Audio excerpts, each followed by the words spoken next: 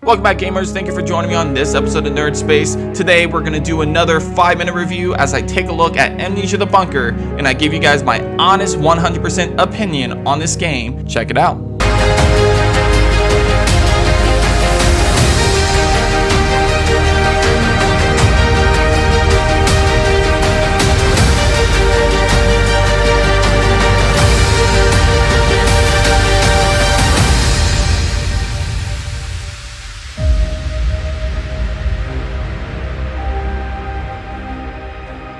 So set inside a bunker, of course, during World War I, you play as Henry Clement as you're trying to escape this bunker after waking up from a coma after getting injured on a battlefield.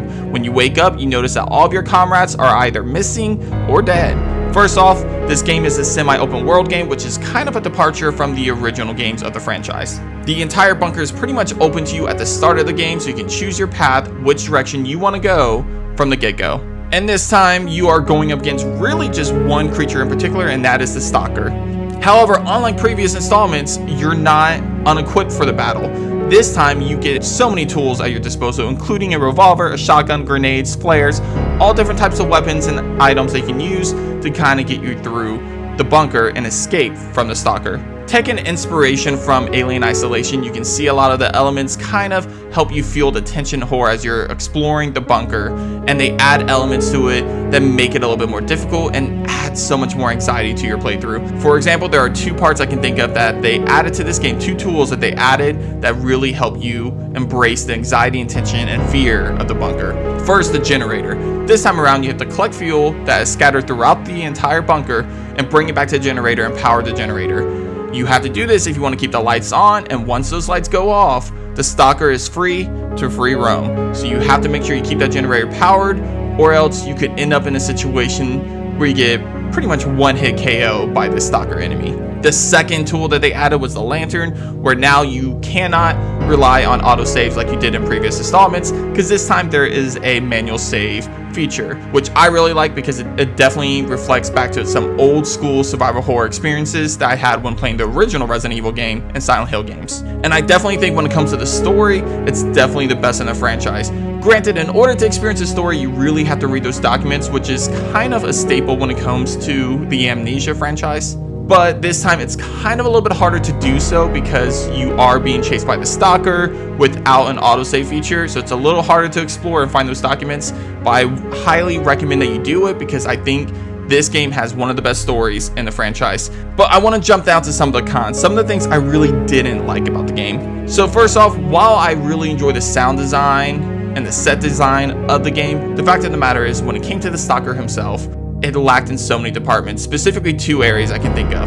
The first part is that I feel like the Stalker had a poor AI design. The Stalker would be facing me directly face to face. He can see me as clear as day, and I have my flashlight on, yet he still walked away from me and didn't notice me at all. Now, this didn't happen all the time, but it did happen a couple times to the point where it definitely pulled me out of the immersive experience. The second thing that really bothered me when it came to the Stalker had to deal with the fact that the Stalker did not have a good creature design. There's a lot of marketing that kind of showed off a creature on the box art that looked very similar to the Alien Isolation Xenomorph, and I get they probably changed some things to kind of make sure it didn't look too close to the Xenomorph, but honestly, when you actually get to see this creature face on, it is not that terrifying, and honestly it just looks rough overall. Also, some other things I really had problems with when it came to this game is the fact that the ending was extremely predictable. If you think about the situation, you could probably figure out where the ending is going. And also, while we're on the topic of the story is extremely short. Like, I mean, honestly, my very first playthrough of this game, it literally ended in like 4 hours. I was able to complete the game in 4 hours. And there wasn't too much replayability, but because it's an Amnesia game, I thought because they're probably gonna have alternate endings, it kind of motivated me to go ahead, okay, I want to see what the other endings look like.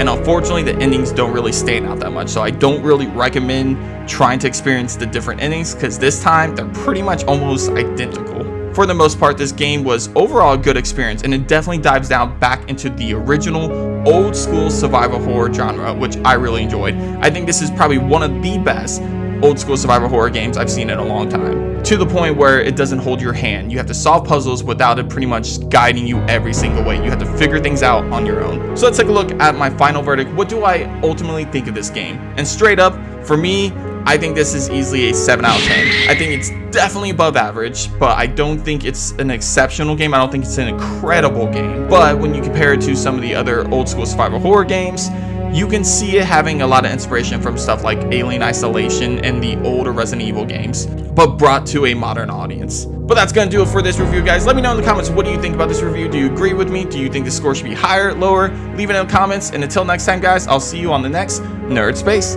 Take care.